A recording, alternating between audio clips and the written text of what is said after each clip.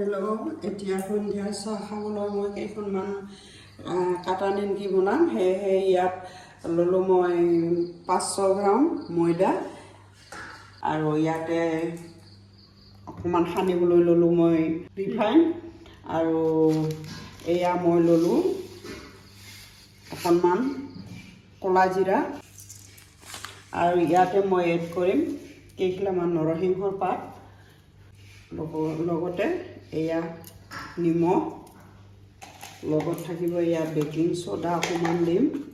Baking soda অকণমান দিলে খাবলৈ অলপ মচমচীয়া হয়। এচামুচ প্ৰায় এইখিনি ভালকৈ ৰিফাইন দি মুঠি মই এটা ডো বনাই ল'ম। এয়া নৰসিংহৰ পাত কেইখিলা অকণমান মিহি কৰি কাটি লওঁ। মিহি ঠিক নহয়, বেলিবলৈ উজি হ'ব বা কাটা নিমকি কাটিবলৈ ভাল হ'ব। সেয়েহে ইয়াত অলপ টুকুৰা টুকুৰকৈ কাটি ইয়াত মিক্স কৰি দিম।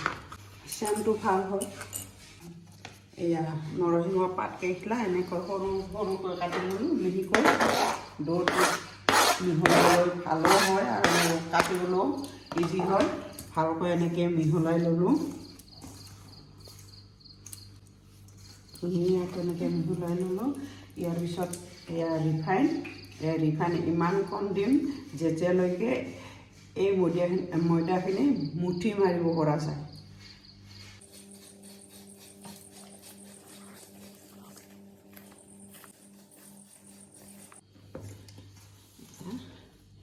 ৰিফাইনেৰে অকণমান মুঠি ল'লোঁ।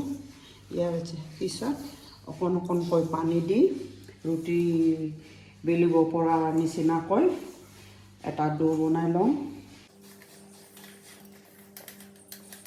এয়া দেখিছে নহয়। এতিয়া ইয়াত অকণ অকণ পানী দি ডোটো বনাই লওঁ। এয়া পানী দিলোঁ।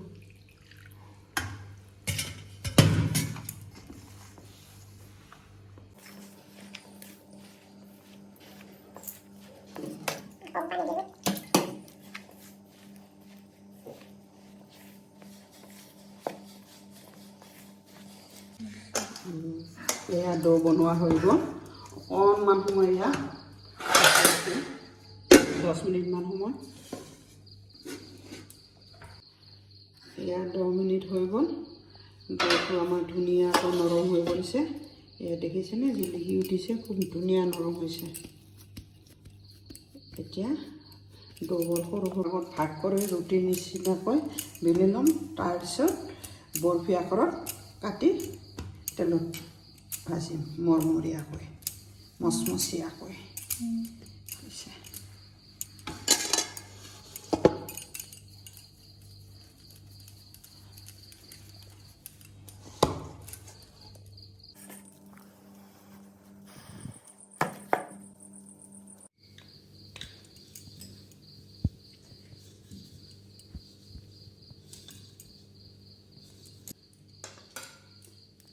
এতিয়া কাটিম।